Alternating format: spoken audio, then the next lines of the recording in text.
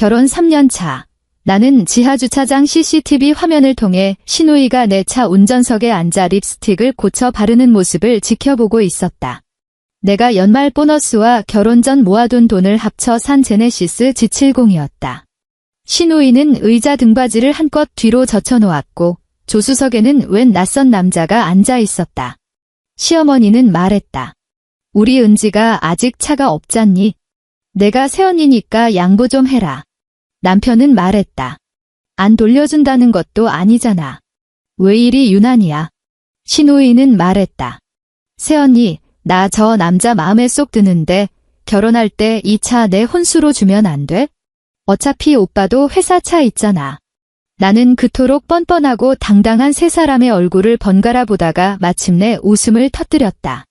내가 말했다. 좋아요. 1억 원 일시불로 할래요? 할부로 할래요? 그들은 내가 농담을 하는 줄 알았다.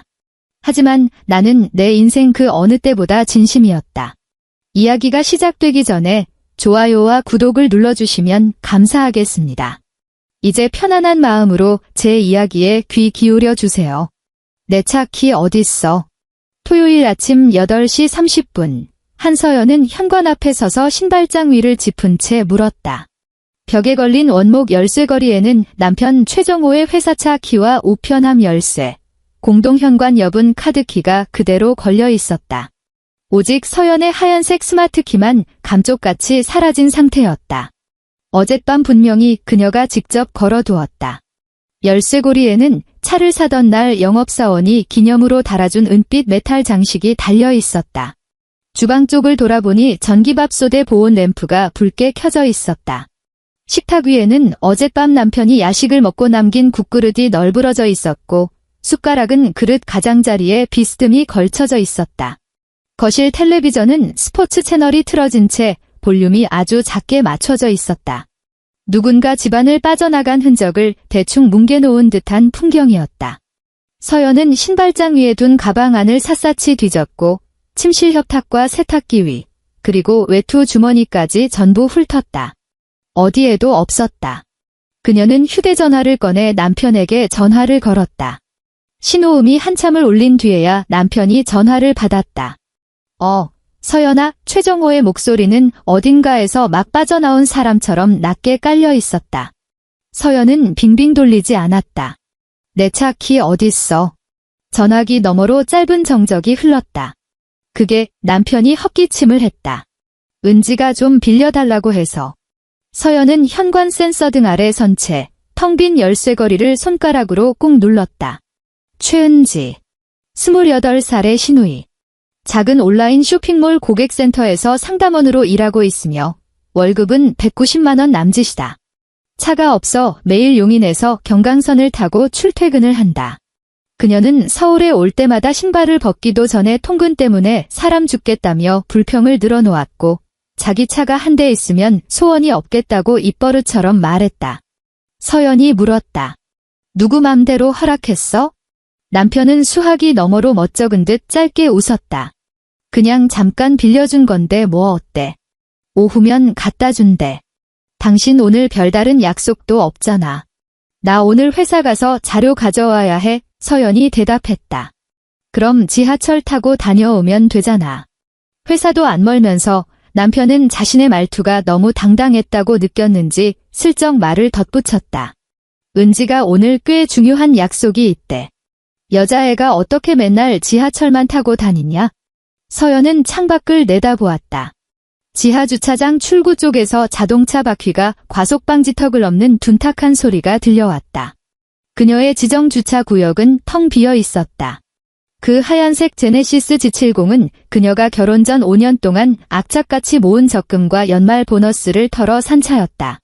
명의도 한서연, 보험료도 한서연, 주기적인 차량 정비도 온전히 그녀의 몫이었다. 차를 인도받던 날, 대리점에서 차를 몰고 나오며 긴장한 탓에 손바닥이 흠뻑 젖었고 한강 둔치에 차를 세우고 10분이나 숨을 고른 뒤에야 조심스레 의자를 뒤로 물릴 정도로 애지중지했던 차였다. 결혼 후 남편은 회사에서 지급한 소나타를 몰았다. 시댁은 경기도 용인시에 위치한 30평대 아파트였다. 시어머니는 서울에 올라와 서연의 차를 볼 때마다 혀를 차며 말했다. 여자가 이렇게 좋은 차를 몰고 다니다니 참 복도 많지? 그 복도 많다는 말은 단 한 번도 칭찬으로 들린 적이 없었다. 서연은 스마트폰을 켜고 차량 위치 추적 앱을 실행했다. 화면 속 작은 자동차 아이콘은 판교 일대에 멈춰 있었다. 지도를 확대해보니 어느 고급 일식당 근처였다. 주차 시간은 벌써 2시간을 넘기고 있었다. 전화기 너머 남편은 여전히 태평하게 떠들고 있었다. 너무 예민하게 굴지 마, 안 돌려준다는 것도 아니잖아. 서연은 차량 위치 화면을 캡처한 뒤 목소리를 높이지 않고 차분하게 말했다. 최정호. 내 차는 집구석에 굴러다니는 비닐 우산이 아니야. 남편은 1초 정도 침묵하더니 이내 짜증 섞인 목소리를 냈다. 너 아침부터 고작 이런 일로 전화해서 사람 피곤하게 할래? 나 지금 밖에서 거래처 사람 만나고 있어? 오후에 집에 가서 얘기해. 전화가 뚝 끊겼다. 서연은 휴대전화를 가방에 넣고 현관에 가만히 서 있었다. 원래는 월요일 프레젠테이션에 쓸 자료를 가지러 회사에 갈 생각이었다. 하지만 그녀는 결국 신발을 갈아 신고 현관문을 닫고 엘리베이터 버튼을 눌렀다. 엘리베이터 거울 속 그녀는 회색 니트를 입고 머리를 대충 묶은 채 화장기 없는 얼굴을 하고 있었다. 거울 속 자신을 가만히 응시하던 그녀는 문득 3년 전 결혼식 전날 밤이 떠올랐다. 용인 아파트 거실에 앉아있던 시어머니 김미숙 여사가 그녀의 손을 꼭 잡으며 했었다. 서연아, 이제 우리는 한 식구다. 내가 우리 정호 내조도 잘하고 은지도 친동생처럼 잘 챙겨줘야 해. 그때 그녀는 고개를 끄덕였다. 그 시절 그녀는 한 식구라는 말이 서로를 보듬어주는 뜻인 줄 알았다. 하지만 나중에야 깨달았다. 최 씨 집안에서 한 식구라는 말은 일종의 맞는 키와 같았다. 그녀의 지갑을 열고, 그녀의 주말 시간을 열고, 그녀의 자동차 운전석 문을 여는 맞는 키. 그녀가 조금이라도 눈살을 찌푸리면 누군가 어김없이 다가와 너무 쪼잔하게 굴지 말라며 식구라는 이름으로 훈계를 두었다. 저녁 6시 40분, 마침내 차가 돌아왔다. 서연은 지하주차장 기둥 옆에 선 채 흰색 차체가 꺾어 들어오는 것을 멀리서 지켜보았다. 운전석에는 최은지가 콧노래를 흥얼거리며 앉아 있었다. 차를 주차구역에 넣을 때 앞바퀴가 삐딱하게 틀어지는 바람에 은지는 차를 앞뒤로 2번이나 더 뺐다 넣은 뒤에야 간신히 주차선 안에 차를 구겨 넣었다. 차에서 내린 신우이 은지는 화사한 파스텔 톤의 짧은 재킷을 입고 작은 핸드백을 든 채 얼굴에는 공들인 메이크업이 고스란히 남아 있었다. 그녀는 서연을 발견하고 흠칫 놀라더니 이내 활짝 웃어 보였다. 어머, 새언니. 여기서 나 기다린 거야? 아유, 깜짝 놀랐네. 서연이 손을 내밀었다. 차 키 줘요. 은지는 열쇠를 서연의 손바닥 위에 올려놓았다. 손끝이 살짝 닿는 그 느낌은 마치 별거 아닌 물건을 툭 던져주는 듯한 태도였다. 서연이 운전석 차 문을 열었다. 운전석 시트는 푹 꺼져 있었고 등받이는 거의 누운 상태로 젖혀져 있었다. 스티어링 휠의 높이도 달라져 있었다. 조수석 시트 틈새에는 서연의 것이 아닌 옅은 갈색으로 염색된 긴 머리카락 한 가닥이 끼어 있었다. 반쯤 열린 조수석 글러브 박스 안에는 낯선 영화 티켓 2장이 나란히 놓여 있었다. 그녀는 티켓을 꺼내 시간을 확인했다. 은지가 옆에서 불쑥 고개를 들이밀며 생글생글 웃었다. 새언니, 나 오늘 선 봤어. 서연은 아무 말도 하지 않았다. 은지는 서연의 굳은 표정은 아랑곳하지 않은 채 점점 더 빠른 속도로 신나게 떠들었다. 그 남자 연세대 나와서 삼성물산 다닌대. 박재원이라고 하는데 나이는 32이고 대리야. 인상도 진짜 좋고 키도 훤칠해. 내가 제네시스 끌고 나가니까 첫인상이 엄청 좋았나 봐. 진짜 남자는 이런 걸 본다니까. 새언니, 이 차가 오늘 큰일 했어. 서연은 티켓을 차 지붕 위에 올려놓고 글러브 박스를 소리 나게 닫았다. 내 차 끌고 나가서 선도 보고 남의 차에 사람까지 태워서 영화도 봤어요. 은지는 입술을 비죽거리더니 립스틱을 혀로 핥고는 미소를 살짝 지웠다. 새언니, 그냥 하루 빌려 탄 것 가지고 왜 이래? 오빠도 쓰라고 했단 말이야. 오늘 분위기 진짜 좋았는데 거기다 대고 내가 지하철 타고 왔다고 하면 내 꼴이 얼마나 우습겠어. 우습다고요. 서연이 그녀를 똑바로 쳐다보았다. 지하철 타는 건 우습고 말도 없이 남의 차 훔쳐 타는 건 안 우스워요. 은지의 얼굴에서 마침내 웃음기가 완전히 가셨다. 그녀는 주차장을 지나가는 사람들의 눈치를 살피며 목소리를 확 낮췄다. 새언니, 훔쳐 타다니 말이 너무 심한 거 아니야? 우리 가족이잖아. 주차장에 가만히 서 있는 차, 나도 좀 쓰면 어디가 덧나? 서연은 말없이 운전석 시트 위치를 원래대로 맞췄다. 지잉하는 모터 소리와 함께 엉망으로 흐트러졌던 모든 설정이 서서히 제자리로 돌아갔다. 은지는 옆에 선 채 구두굽으로 바닥을 까딱거리며 쏘아붙였다. 새언니 오늘 진짜 이상하다. 선보는 이런 중요한 날, 새언니가 안 도와주면 누가 날 도와줘? 서연은 대꾸하지 않았다. 그녀는 허리를 굽혀 조수석에 떨어진 긴 머리카락을 주운 뒤 휴지로 감싸 주차장 쓰레기통에 처박았다. 그리고 운전석에 올라타 창문을 끝까지 올려버렸다. 유리창 너머로 은지가 씩씩거리며 몰아떠드는 입모양이 보였지만 서연은 끝내 창문을 내려주지 않았다. 그날 밤 시어머니 김미숙 여사의 전화가 서연의 휴대전화를 울렸다. 서연은 주방에서 설거지를 하고 있었다. 남편은 거실 소파에 널브러져 텔레비전을 보고 있었고 그의 발치에는 허물처럼 벗어던진 양말이 뒹굴고 있었다.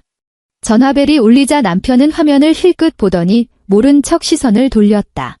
서연은 손에 물기를 닦고 전화를 받았다. 네, 어머님. 수화기 너머로 시어머니의 들뜬 목소리가 쏟아졌다. 서연아, 내가 우리 은지한테 다 들었다. 오늘 만난 그 청년, 조건이 아주 기가 막히다며? 연세대 출신의 삼성물산이라니 아주 훌륭해. 서연은 아직 다 닦지 못한 싱크대 안의 그릇들을 응시하며 짧게 대답했다. 네. 그러니까 앞으로 주말에는 내 차 은지 좀 쓰게 해줘라. 시어머니는 마치 김치통을 언제 가져다 줄지 정하는 것처럼 너무나도 자연스럽게 명령했다. 선 보러 가는데 폼 안 나게 지하철 타고 갈 순 없잖니?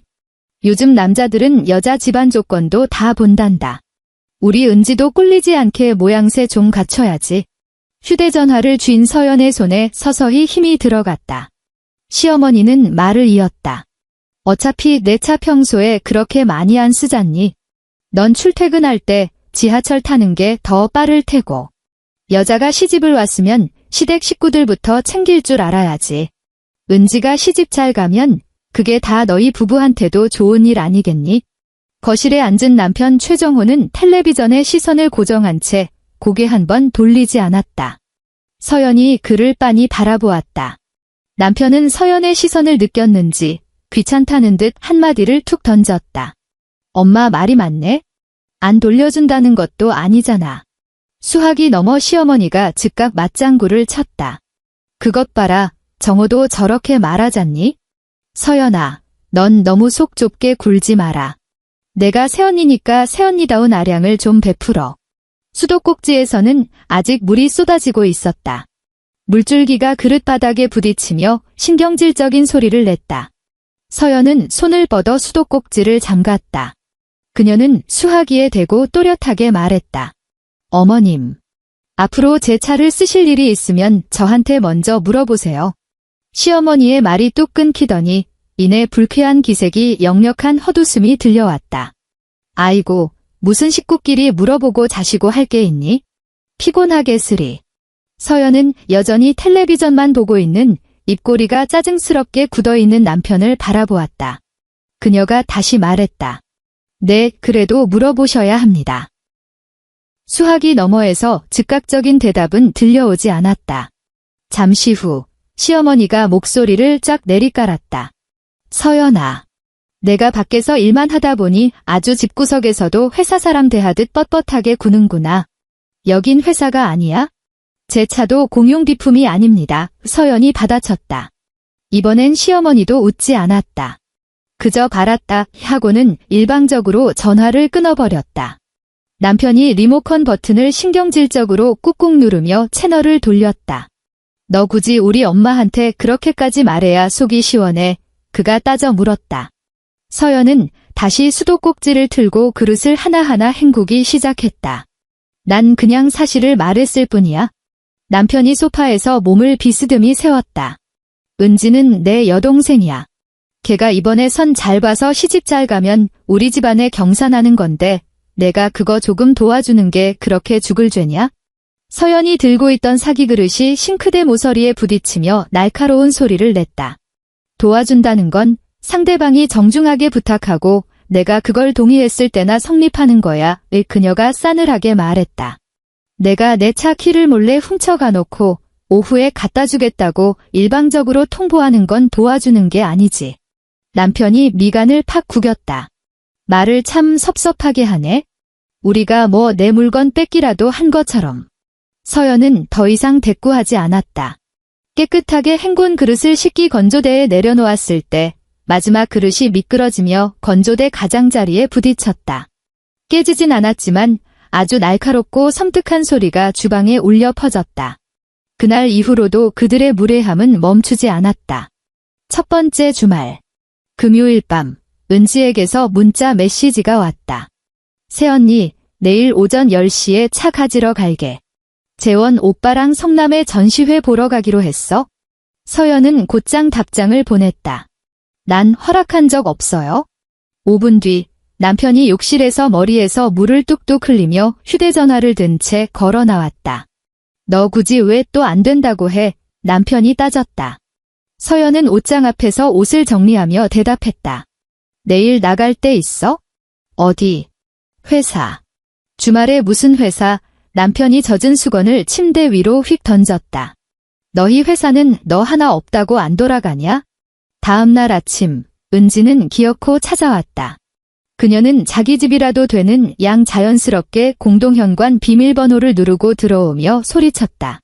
새언니, 나왔어. 서연은 마침 외투를 걸치고 있었다. 은지는 서연을 보더니 미소가 살짝 굳었지만 곧장 콧소리를 내며 애교를 부렸다. 새언니, 진짜 차 쓰게. 나 오빠랑 약속 다 해놨는데 어떡해. 잉잉. 침실에서 나온 남편이 서연을 힐끗 보며 말했다. 당신네 차 타고 회사 가라. 주말엔 회사 차 쓸 일 없으니까? 그의 말투는 마치 대단히 공평한 타협안이라도 내놓은 듯 당당했다. 서연은 남편을 빤히 바라보았다. 남편의 회사차 안에는 퀴퀴한 담배 냄새가 배어 있었고 뒷좌석에는 거래처 서류 뭉치와 흙 묻은 운동화가 굴러다녔다. 쾌적하지도 않았고 마음 편히 몰고 다닐 수도 없는 차였다. 하지만 그날 아침 그녀는 현관에서 소리 높여 싸우지 않았다. 그녀는 묵묵히 노트북 가방을 집어들고 은지를 지나쳐 엘리베이터를 타고 내려갔다. 은지는 기어이 서연의 차를 차지했다. 두 번째 주말 시어머니가 직접 전화를 걸어왔다. 서연아, 내일 은지가 청담동의 재원 청년 부모님이 소개한 사람 만나러 가야 하니까 차 좀 내줘라. 애 기죽게 만들지 말고. 세 번째 주말 은지가 차를 반납했을 때 뒷좌석 발매트에는 커피를 쏟은 얼룩이 남아있었다. 서연이 차 문을 열자 싸구려 크림의 달큰한 냄새가 훅 끼쳐왔다. 운전석 천연 가죽 시트 가장자리에는 누군가 긴 인조 손톱으로 긁은 듯한 얇고 긴 흠집이 선명했다. 서연은 그 자리에서 당장 화를 내지 않았다. 대신 휴대전화를 꺼내 커피 얼룩, 가죽 흠집, 그리고 계기판의 주행거리를 사진으로 찍었다. 주행거리는 지난주보다 무려 340km나 늘어나 있었다. 내비게이션 최근 목적지 목록에는 춘천이 찍혀 있었다. 서연은 가족 단톡방에 사진을 올리며 딱 한 줄의 메시지를 남겼다. 차량 내부에 얼룩과 흠집이 생겼습니다. 앞으로 위생에 주의해주세요.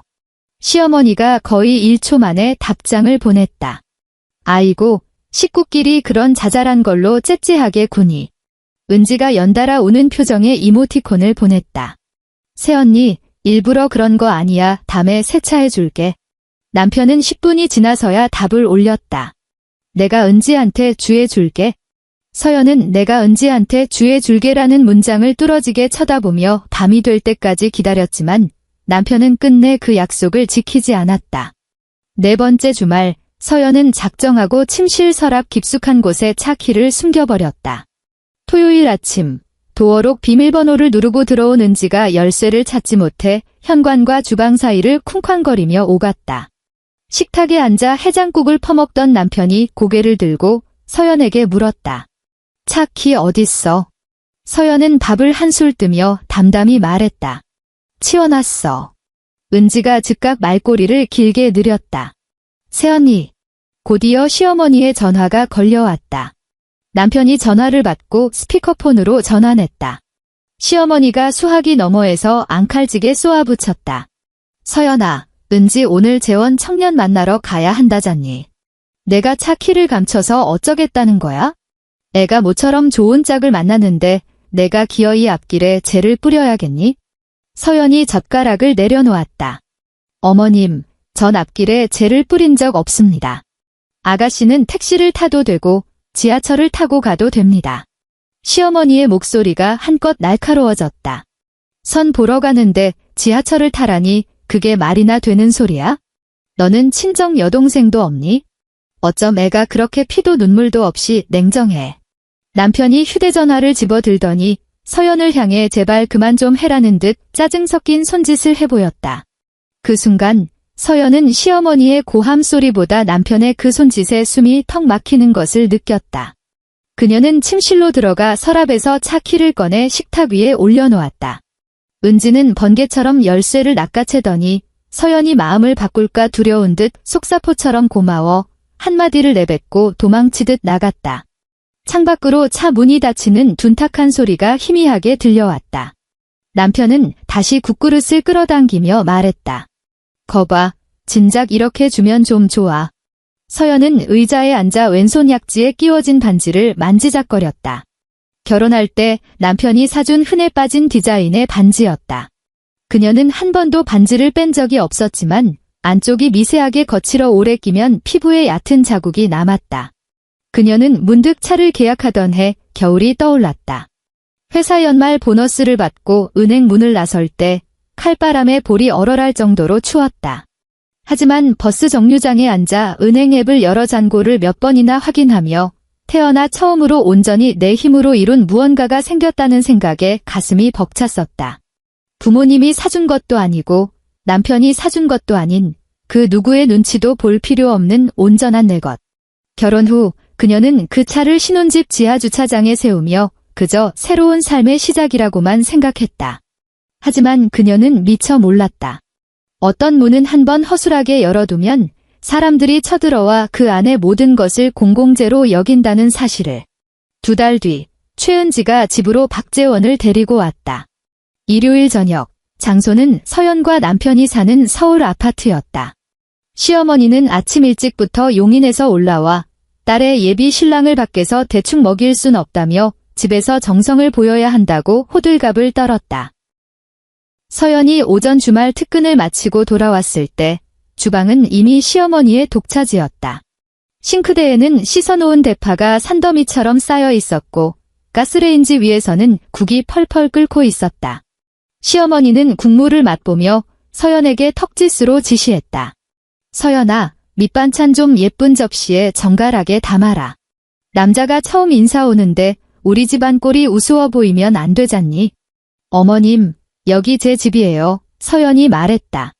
시어머니는 그 말은 들은 척도 안 하고 국자만 불쑥 내밀었다. 간이 좀 싱겁다. 소금 좀 더 쳐라. 남편은 거실 소파에 앉아 와인잔을 닦고 있었고 은지는 침실에 들어가 서연의 전신 거울을 차지하고 화장을 고치고 있었다. 은지는 서연의 화장대에 놓인 립스틱들을 멋대로 늘어놓고 이리저리 색을 보더니 급기야 서연이 제일 아끼는 립스틱을 집어들고 입술에 쓱쓱 바르기 시작했다. 서연이 방문 앞에 서서 그 모습을 지켜보자 은지가 거울 너머로 살쭉 웃으며 말했다. 새언니, 이 색깔 안색 확 살아 보인다. 나 오늘 하루만 쓸게. 서연은 다가가 은지의 손에서 립스틱을 낚아채듯 빼앗았다. 이건 내가 쓰는 거예요. 은지의 얼굴이 딱딱하게 굳어지더니 입술을 비죽거리며 중얼거렸다. 립스틱 하나 가지고 유나는? 저녁 7시 박재원이 도착했다. 말끔한 정장 차림의 그는 한우 세트를 들고 들어오며 깍듯하게 인사했다.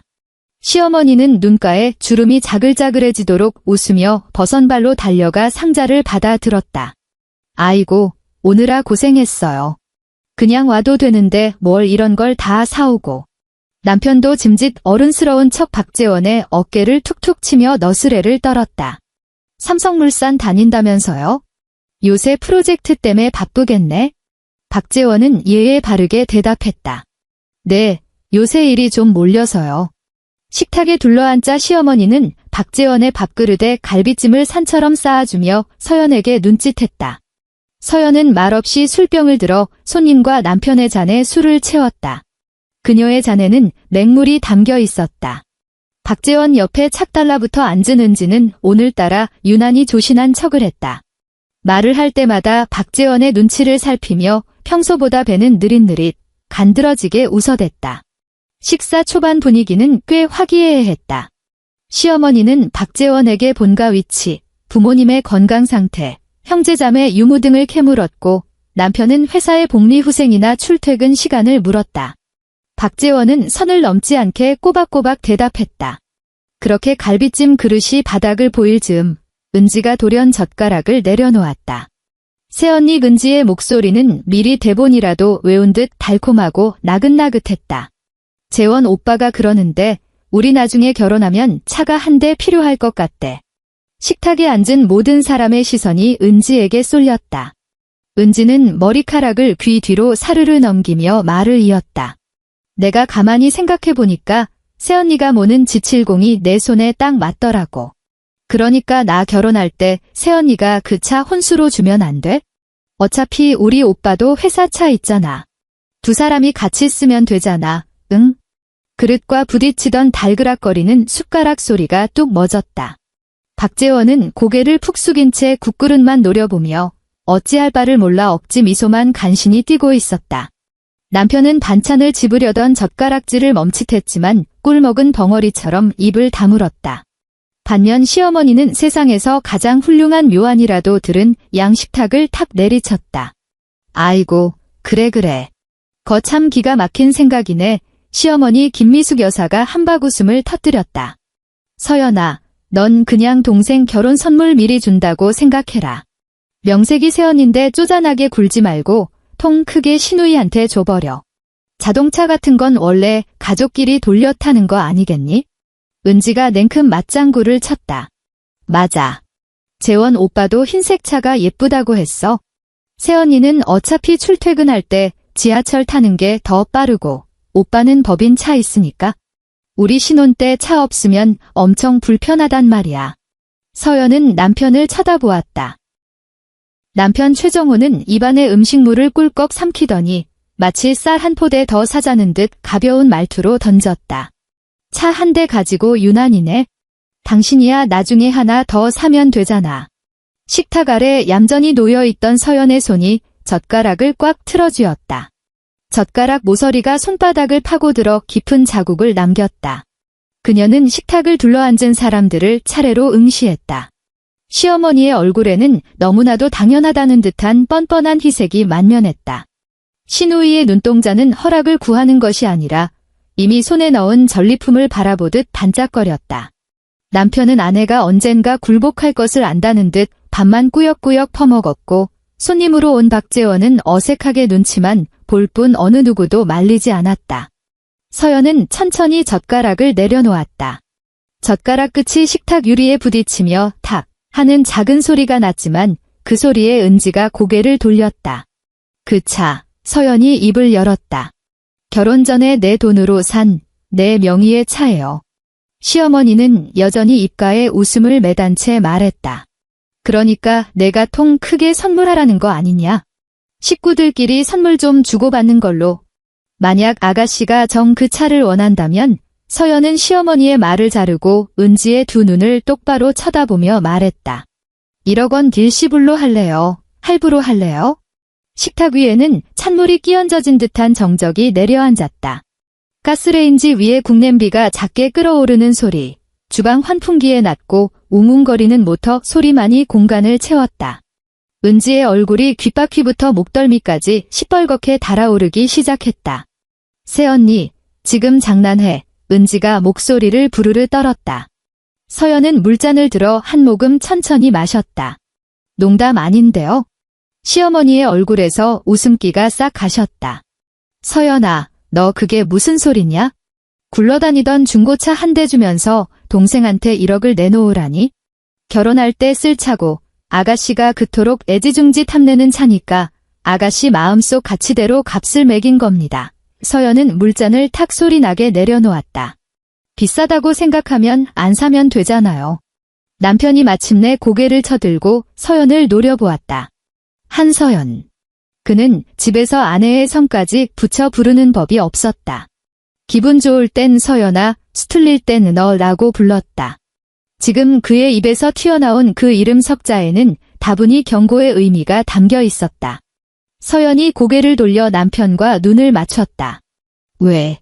남편은 어금니를 꽉 깨물고 박재원의 눈치를 힐끗 보더니 목소리를 지씹듯 뱉었다. 손님 계시잖아. 서연이 고개를 끄덕였다.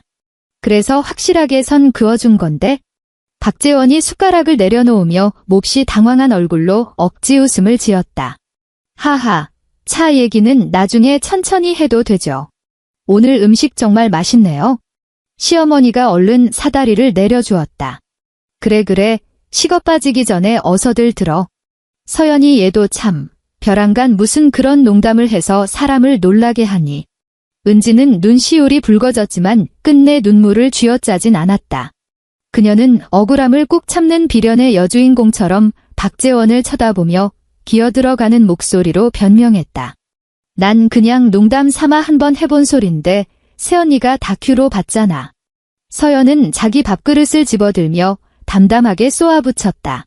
나도 진지하게 대답한 것뿐이에요. 그 식사의 후반부는 무덤처럼 고요했다. 아무도 차 이야기를 입 밖에 내지 않았다. 시어머니는 박재원의 밥 위에 반찬을 얹어주느라 바빴고 남편은 억지스러운 목소리로 회사 이야기를 띄엄띄엄 늘어놓았다. 은지는 고개를 푹 숙인 채 젓가락으로 밥알만 지식이고 있었다. 손님이 돌아가고 난 뒤 시어머니는 곧장 떠나지 않았다.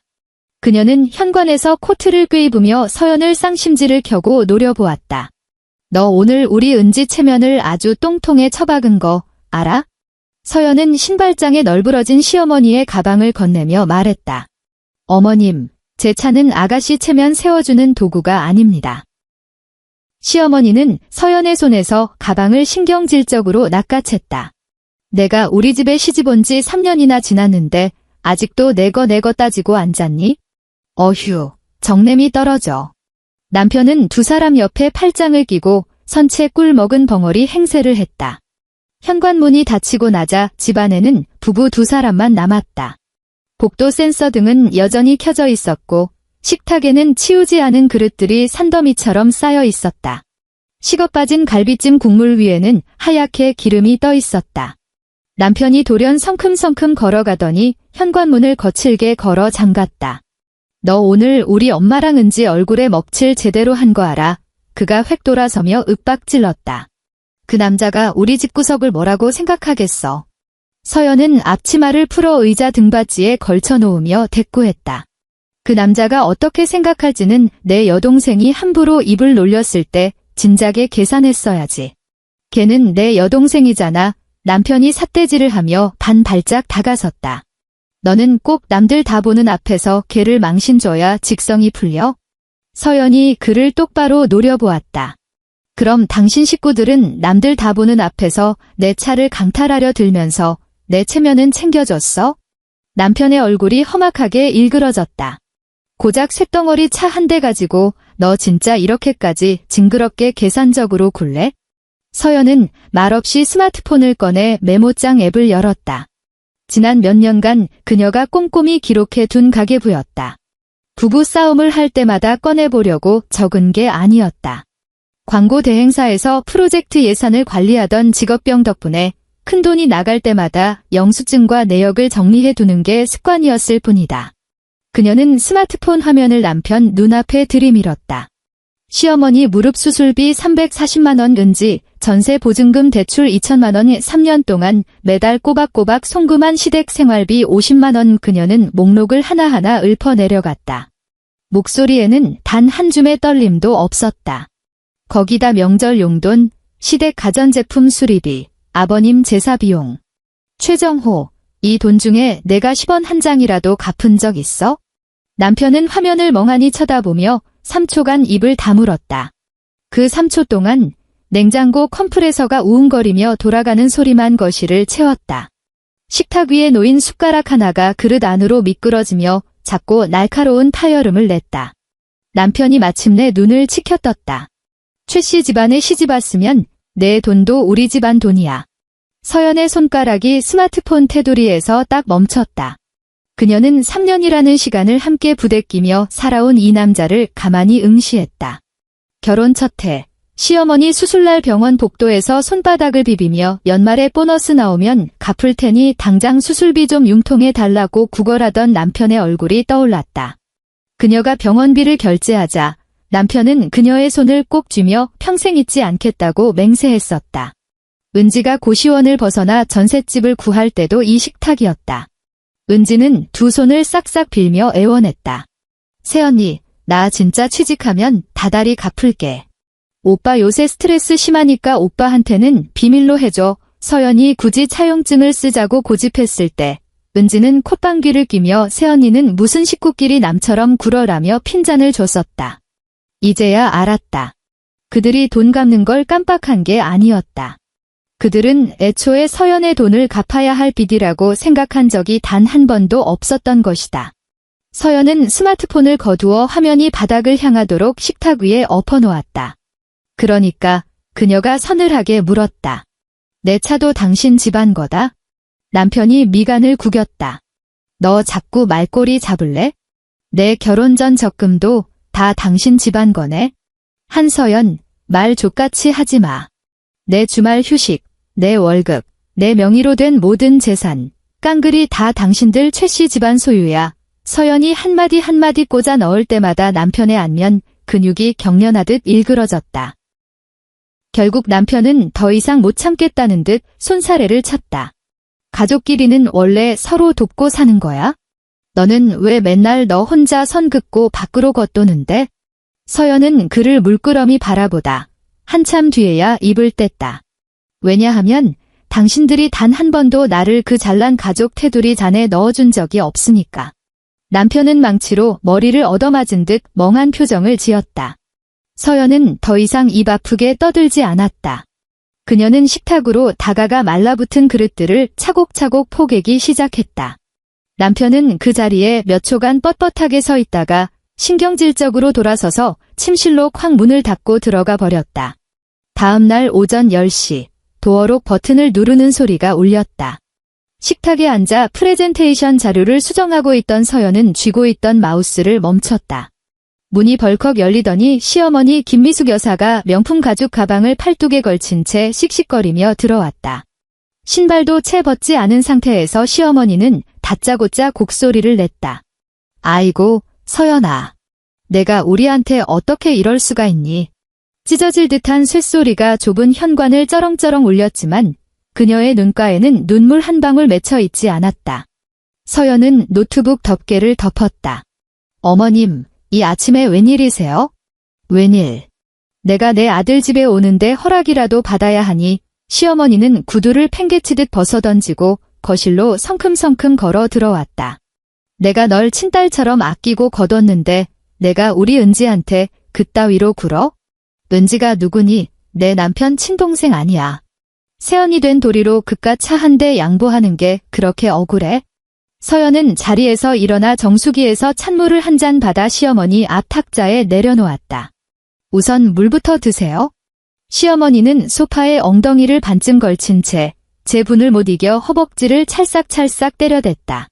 어젯밤에 우리 은지가 집에 와서 밤새 펑펑 우는 꼴을 보고 내 억장이 다 무너졌다. 재원 청년 집안에서 우릴 뭘로 보겠어? 시누이가 차 한 대 달랬다고 새언니가 돈 1억을 내놓으라며 난리를 쳤다니.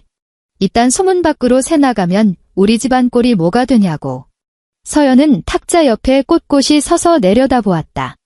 어머님, 그 차는 명백한 제 결혼 전 특유재산이며 법적으로 최씨 집안과는 털끝만큼도 상관없는 제 소유입니다.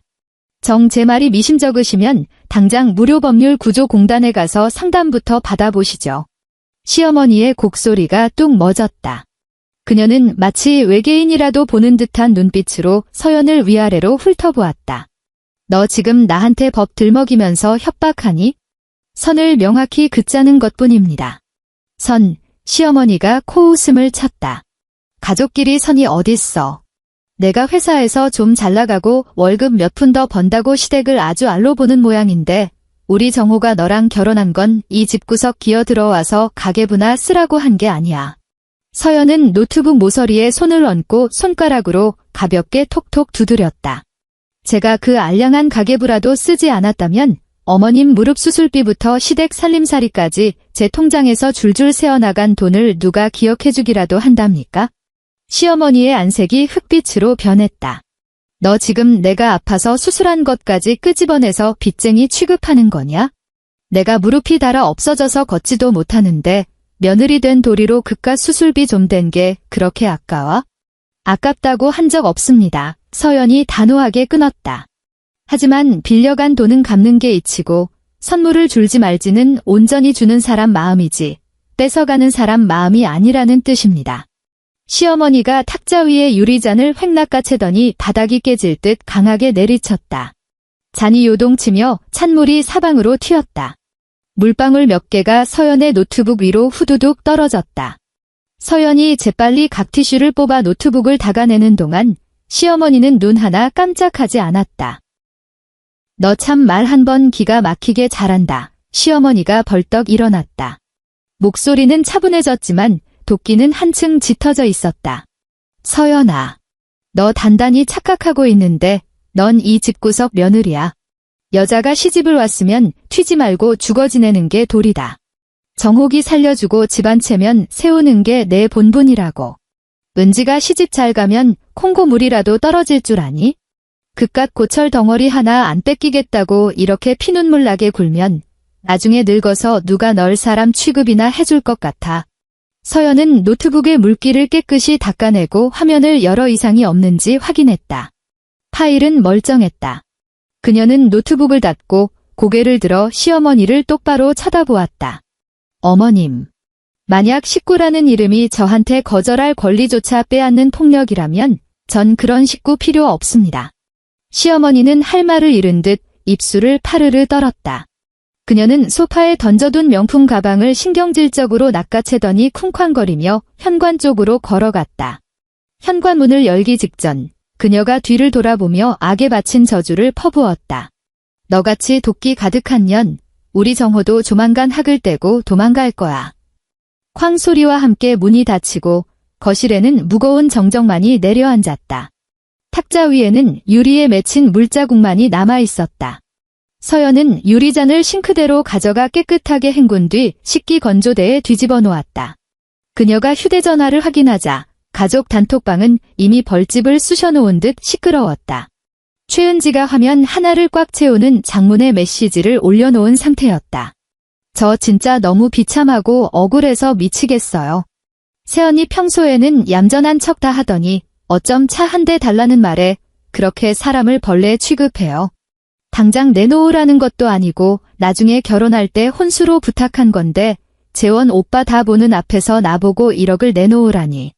나중에 저 결혼해도 저런 무서운 사람하고는 상종도 하기 싫어요. 중간에 낀 우리 불쌍한 정호 오빠만 피가 마르네요. 그 밑으로 시댁 식구들의 답장이 줄줄이 달렸다. 정호의 사촌 누나, 헐 서연이 걔 진짜 제정신 아니네. 선 넘었다. 고모, 어휴, 피 한 방울 안 섞인 남이라지만 진짜 너무하네. 우리 은지가 얼마나 착하고 예쁜 앤데? 다른 친척, 요즘 젊은 여자들 돈 좀 번다고 유세 떠는 거 하루 이틀인가. 계산 징그럽게 빠르지. 한숨 쉬는 이모티콘과 혀를 차는 텍스트들이 폭포수처럼 쏟아졌다. 남편 최정우는 단 한마디도 하지 않았다. 서연은 그 역겨운 대화들을 하나하나 빠짐없이 캡처했다. 단톡방에 구차하게 차가 누구 돈으로 산 건지 해명하지도 않았고 시어머니 수술비와 은지 대출금 이야기도 꺼내지 않았다. 마지막 캡처를 끝낸 그녀는 단톡방 설정에 들어가 채팅방 나가기 버튼을 눌렀다. 스마트폰 화면에 확인을 묻는 안내창이 떴다. 그녀는 미련 없이 확인을 눌렀다. 그날 오후, 서연은 본격적으로 서류 작업을 시작했다. 서재 책상 가장 아래 서랍에 보관해 두었던 자동차 등록증을 꺼냈다. 은행 앱에 접속해 자동차 결제, 대금 이체 내역을 다시 다운로드하여 출력했다. 보험 증권, 정기점검 기록부, 최근에 신우이가 긁어먹은 시트 수리 견적서까지 시간순으로 분류해 검은색 서류철에 차곡차곡 끼워 넣었다. 그리고 마침내 그 차용증을 꺼냈다. 2년 전 고시원 생활을 청산하겠다며 은지가 낡은 빌라 전셋집을 알아봤을 때 보증금이 턱없이 부족했었다. 시어머니는 전화통을 붙잡고 내 딸이 저렇게 비좁은 골방에서 썩어가는 걸 어찌 보냐며 목 놓아 울었지만 남편은 보너스 달이 아니었다.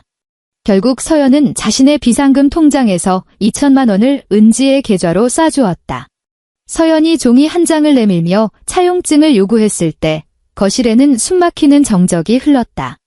은지는 볼펜을 든 채 입술을 삐죽이며 투덜거렸다. 새언니, 진짜 피도 눈물도 없다. 무슨 가족끼리 남처럼 차용증까지 써? 서연은 옅게 웃으며 대답했었다. 식구니까 나중에 얼굴 붉히지 않게 더 확실히 해두는 거야? 옆에 있던 남편이 귀찮다는 듯 손을 휘저었다. 아, 대충 끄적거려줘. 뭘 그렇게까지 유난을 떨어. 결국 은지는 그 종이에 서명을 남겼다. 채무자 최은지, 채권자 한서연. 금액 2천만 원, 분할 상환 조건. 하단에는 은지의 자필 서명과 주민등록번호 뒷자리가 또렷하게 적혀 있었다. 그 후 2년 동안 은지가 갚은 돈은 고작 3개월치, 매달 30만 원씩 도합 90만 원이 전부였다. 직장을 옮겼다느니, 카드값이 밀렸다느니 온갖 핑계를 대며 상환을 미루더니 이내 입을 싹 닦았다. 시어머니는 나중에 은지 시집갈 때 축의금으로 퉁치자며 뻔뻔하게 넘어갔다. 서연은 그 낡은 차용증을 투명한 비닐 파일에 조심스레 넣었다. 검은색 잉크로 갈겨 쓴 은지의 서명을 그녀는 오랫동안 응시했다. 그리고 강남구에 위치한 이혼 재산 분할 전문 법무법인에 상담 예약을 넣었다. 법무법인에서 보낸 예약 확인 문자 메시지가 도착했을 때 거실에는 늦은 오후에 짙은 그림자가 드리워져 있었다. 서연은 식탁에 앉아 수집한 모든 자료를 묵직한 검은색 서류철 안에 우겨 넣었다. 저녁 밥상은 차리지 않았다. 밤 10시가 다 되어서야 현관문을 열고 들어온 남편은 텅 빈 식탁과 불 꺼진 주방을 번갈아 보며 짜증스럽게 물었다. 밥 안 해놨어? 서연은 거실 소파에 앉은 채 차갑게 대답했다. 없어. 남편이 냉장고 문을 거칠게 닫으며 미간을 찌푸렸다. 너 아직도 꽁해 있냐? 서연은 남편 쪽으로 시선조차 돌리지 않았다. 나 내일 오후 반차 내고 나갈 거야. 어딜 가는데? 변호사 사무실. 남편은 자신이 방금 무슨 말을 들었는지 이해하지 못한 듯 2초간 멍하게 서 있었다. 뭐? 서연이 그제야 고개를 들어 남편의 얼굴을 마주 보았다. 변호사 사무실. 남편의 미간에 맺혀있던 짜증이 서서히 당혹감과 황당함으로 바뀌었다. 고작 차 한 대 때문에 이 난리야? 서연은 무릎 위에 놓인 서류철을 덮었다. 차 때문이 아니야. 내가 내 돈도 다 최씨 집안 거라고 짓거렸기 때문이지. 남편이 성큼성큼 다가와 그녀 앞에 섰다. 한서연, 적당히 좀 해. 부부 싸움 좀 했다고 득달같이 변호사 찾아가는 게 제정신이야? 서연이 자리에서 벌떡 일어나 서류철을 가슴팍에 꽉 안았다. 내 허락도 없이 남의 차 끌고 나가서 선이나 보는 건 제정신이고? 신우이년 혼수로 내 결혼 전 재산 갖다 바치라고 윽박 지르는 건 제정신이야? 내 여동생이 2천만 원 빌려가고 2년 넘게 배 째라 나오는 건 제정신이냐고. 남편이 서연의 품에서 서류철을 빼앗으려 손을 뻗었지만 서연은 날쌔게 몸을 틀어 피했다. 허공에 뻘쭘하게 멈춘 남편의 손이 파르르 떨렸고 그의 안면 근육이 흉하게 일그러졌다. 그래서 시발 끝까지 가보자고. 서연이 서늘하게 쏘아붙였다. 내 것들 싹 다 토해내게 만들 거니까. 다음 날 오후 강남 테헤랄로의 고층 빌딩 엘리베이터 안은 숨막히도록 고요했다. 서연은 서류철을 꽉 안은 채 거울 벽면에 비친 자신의 모습을 묵묵히 응시했다. 층수를 알리는 숫자가 붉은 빛을 내며 쉴 새 없이 올라갔다. 얼굴에는 화장기 하나 없었고 입술에 립밤만 대충 발랐다. 짧게 깎은 손톱은 어젯밤 서류를 정리하다 끝부분이 살짝 깨져 있었고 그녀는 엄지손가락으로 까슬까슬한 단면을 연신 문질렀다. 법무법인의 넓은 회의실 안쪽. 서연을 맞이한 건 40대 초반으로 보이는 차분한 인상의 여성 변호사였다. 그녀는 서연이 내민 자료들을 매의 눈으로 훑어내려가며 과장된 표정 한 번 짓지 않고 필요한 서류들을 분류해 책상 위에 펼쳐놓았다. 차량은 혼인 전 취득한 특유재산이므로 배우자 측에서 분할을 주장할 권리가 전혀 없습니다. 변호사가 또렷한 발음으로 말했다.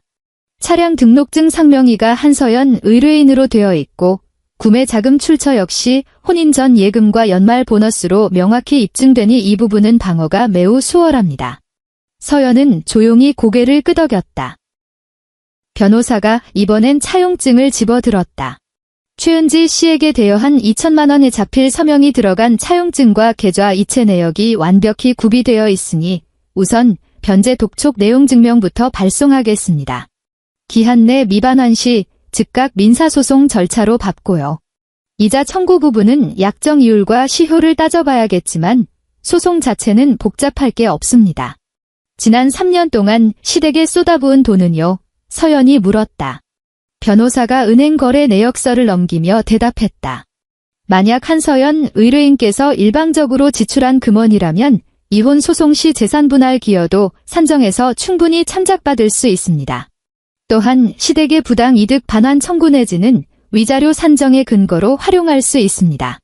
100% 현금으로 돌려받을 수 있을지는 재판부의 판단과 조정 과정을 거쳐야 알겠지만 최소한 유리한 카드로 쥐고 흔들기엔 충분한 증거입니다. 서연은 두 손을 무릎 위에 가지런히 모은 채 검지손가락으로 바지 재봉선을 규칙적으로 꾹꾹 눌렀다. 변호사가 안경 너머로 서연을 지그시 응시했다. 이혼 의사는 확고하십니까? 회의실 천장에서는 시스템 에어컨이 작게 윙윙거리는 소리를 냈다.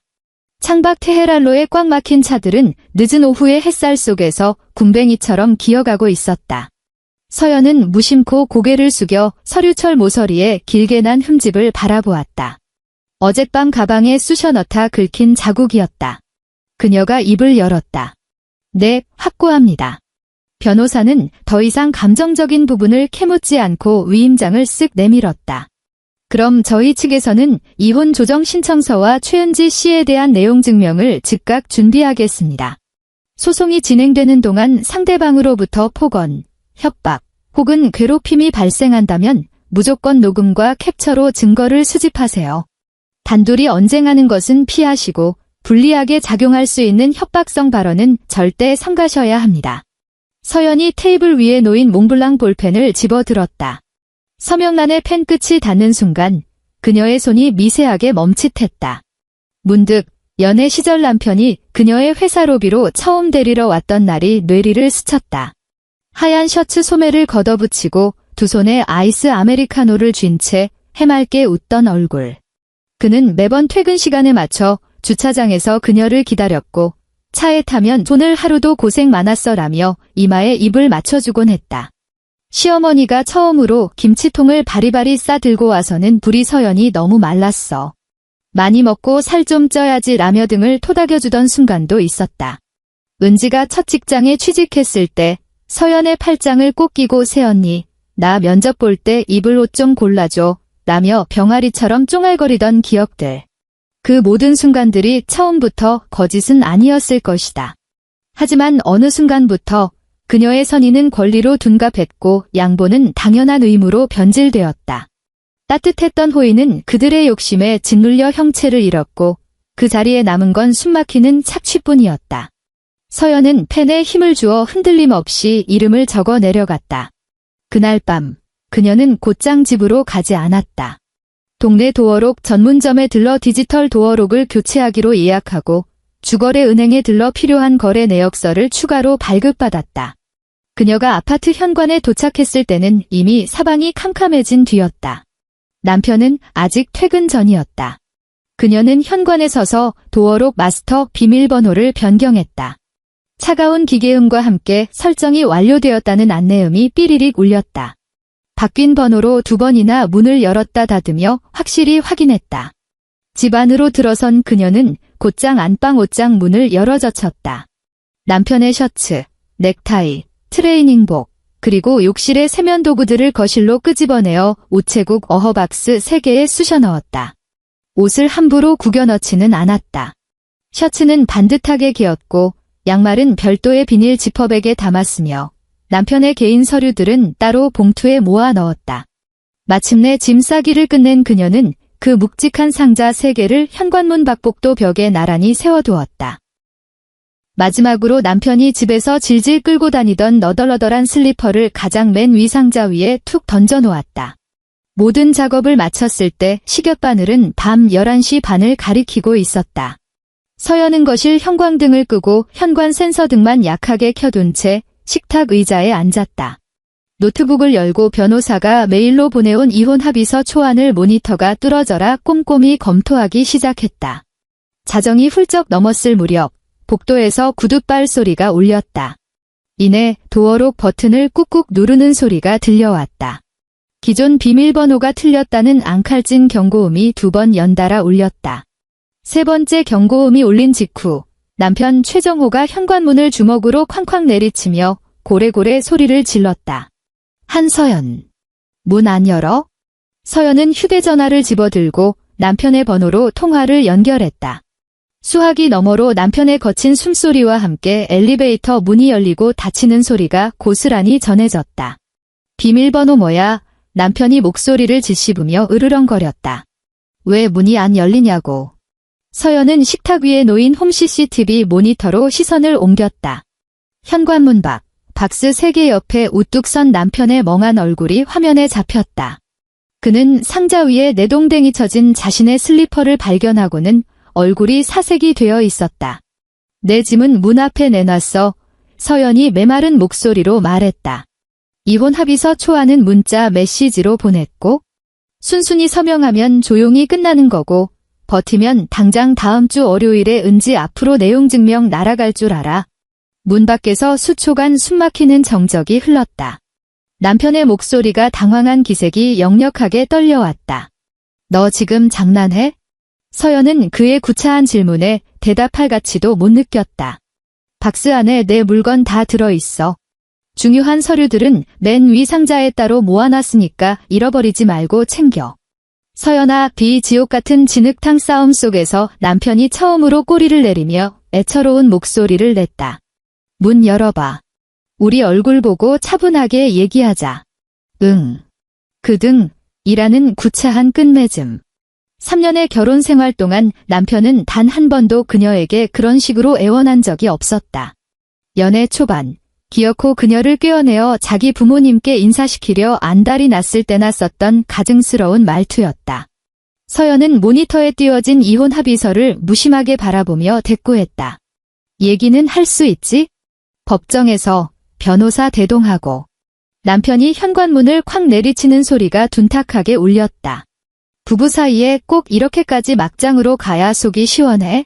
서연이 서늘하게 쏘아붙였다. 그 부부 사이를 최씨 집안 대 한서연의 전쟁터로 만든 건 바로 너희들이야. 수화기 너머로 무언가 걷어차이는 소리가 들렸다. 남편이 박스를 걷어찬 모양이었다. 그는 쌍욕을 퍼부으려다 간신히 참아내는 듯 거친 숨을 몰아쉬었다. 나 오늘 밤에 어디로 가라고? 그가 악을 썼다. 용인 서연이 짧게 답했다. 거기도 내 집이라며. 본가로 가. 그녀는 가차없이 통화 종료 버튼을 눌렀다. 문 밖에서 남편은 한참을 씩씩거리며 서성였다. 그 사이 3번이나 더 전화가 울렸지만 서연은 끝내 받지 않았다. 이내 엘리베이터 도착음이 울리고 무거운 발소리가 점점 멀어졌다. 복도는 다시 죽은 듯이 고요해졌다. 서연은 현관 모니터 앞으로 다가가 바깥 상황을 살폈다. 박스 3개는 여전히 그 자리에 덩그러니 놓여 있었고 걷어차인 슬리퍼 한 짝만 삐딱하게 나뒹굴고 있었다. 그녀는 끝내 문을 열어 그것을 바로잡아주지 않았다. 월요일 오전, 최은지는 출근하자마자 회사 책상 위에서 법무법인 직인이 찍힌 하얀 봉투 하나를 발견했다. 그날 고객센터는 월요일 특유의 쏟아지는 클레임 전화벨 소리, 맹렬하게 자판을 두드리는 소리, 그리고 상담원들의 날선 한숨 소리로 돗대기 시장 같았다. 은지는 스팸 우편인 줄 알고 탕비실로 봉투를 들고 가 커피를 타며 무심코 북찢어 열었다. 발신인 란에 적힌 거창한 법무법인 이름을 보고도 대출 광고려니 했다. 하지만 종이를 펼쳐든 순간 그녀의 얼굴에서 핏기가 싹 가셨다. 본 법무법인은 채권자 한서연 님의 대리인으로서 귀하는 본 내용 증명을 수령한 날로부터 14일 이내에 대여금, 원금 2천만 원 및 그에 따른 연체이자를 지정된 계좌로 반환할 것을 최고합니다. 기한 내 미이행 시 즉각 민사소송 및 재산가압류 등 법적 조치에 착수할 것임을 알려드립니다. 옆에서 얼음 정수기에서 물을 받던 동료가 고개를 갸웃하며 물었다. 은지 씨, 무슨 일 있어? 얼굴이 왜 그렇게 시퍼래? 은지는 편지지를 사시나무 떨듯 덜덜 떨리는 손으로 구깃구깃 접어 봉투에 쑤셔 넣으려다 빗나간 종이 모서리에 손가락 끝을 깊게 베이고 말았다.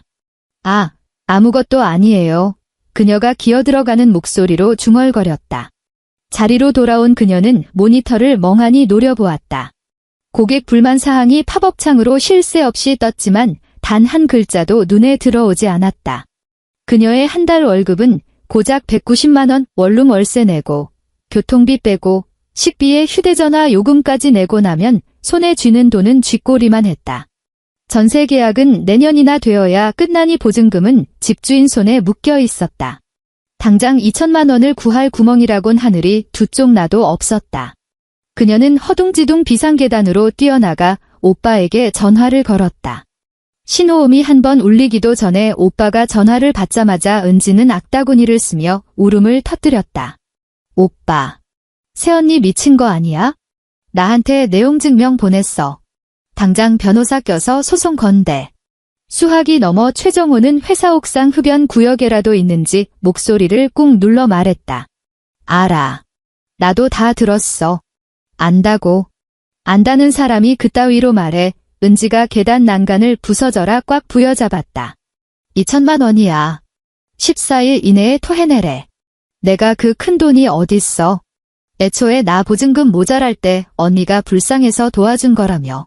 가족끼리 좀 보태준 걸 어떻게 이제 와서 비디라고 멱살을 잡아. 오빠가 깊은 한숨을 내쉬었다. 너 차용증 썼잖아. 은지는 뒤통수를 후려맞은 듯 멍해졌다. 오빠. 설마 지금 그년 편드는 거야? 누구 편을 들고 자시고 할 문제가 아니야. 남편의 목소리에는 시체처럼 무거운 피로가 묻어났다. 서연이, 벌써 변호사 선임해서 다 끝내버릴 작정이야. 은지의 울음소리가 잠시 멎는 듯 하더니 이내 더 날카로운 비명으로 변했다. 이게 다 그 빌어먹을 차 때문이잖아. 오빠가 애초에 그년기를 팍 죽여놨으면 일이 이렇게 돼? 엄마 말이 맞네. 그녀는 우리 집안을 쓰레기 취급한 거야. 오빠, 이혼 절대 안 돼. 오빠 이혼하면 내 내용 증명은 어떡할 건데? 전화기 너머 최정호는 입을 꾹 다문 채 아무 대답도 하지 않았다.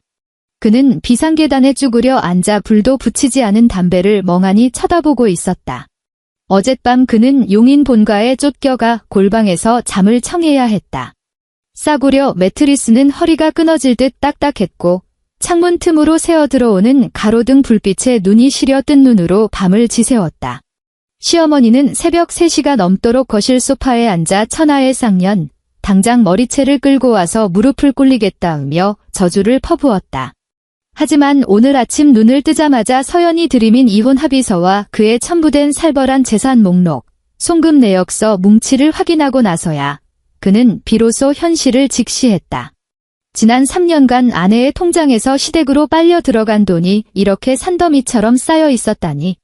그는 그 모든 희생을 그저 아내의 소소한 배려 정도로 치부해왔다. 서연은 단 한 번도 쌍심지를 켜고 윽박지른 적이 없었으니까.